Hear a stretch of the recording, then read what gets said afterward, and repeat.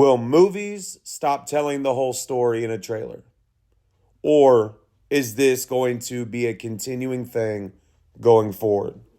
What's going on, guys, and welcome back to another video. We are here tonight officially reviewing Flight Risk, which opened up in theaters today in the US.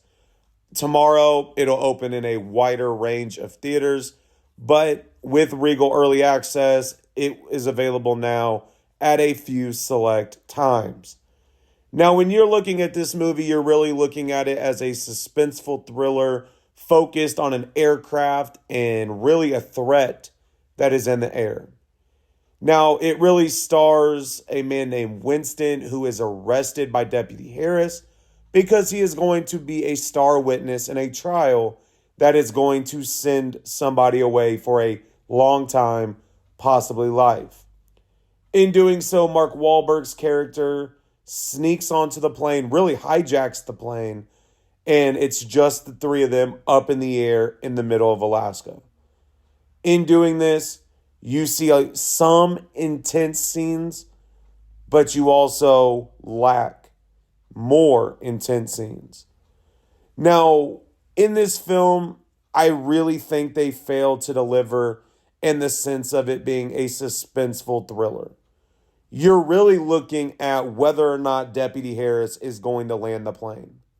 You're not really seeing a perspective that's making you sit on the edge of your seat, fully engaged, and enjoying every aspect of it. Now, I will give credit where credit's due. There are some moments where the scenes are intense, but it only lasts for about 7 minutes. I believe this film is about an hour and a half. Now, what ultimately saves this movie is Topher Grace's character, Winston, and the comedy that he provides. The dialogue early on in this film makes you laugh. It makes you engaged in the film.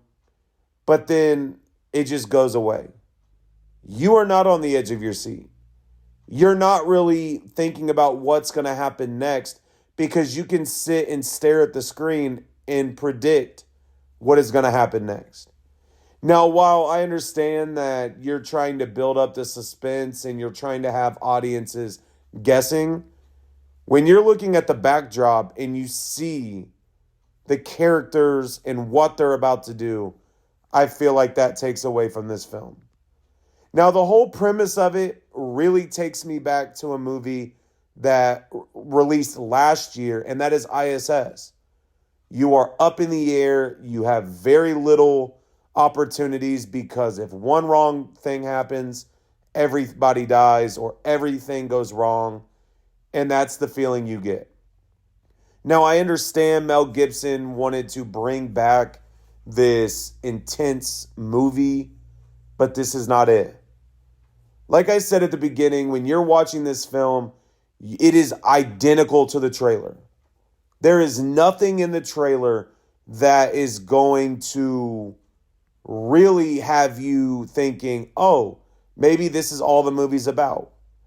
But then after you watch this film and then go back and watch the trailer, you realize that the whole film was told in the trailer.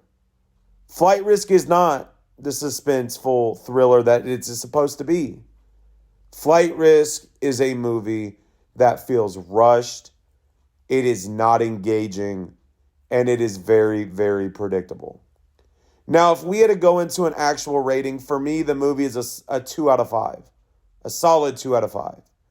And I will say the one thing that saves this movie is Topher Grace. His character is hilarious. His character actually felt real. And with his character, you get to learn, in a sense, why he did what he did. And why he is entangled with really a crime group. Now, with Deputy Harris, I think her character shows that you can solve problems when they need to be solved. But I also feel like in this, there's a lot of trauma that we don't get a whole lot of answers to.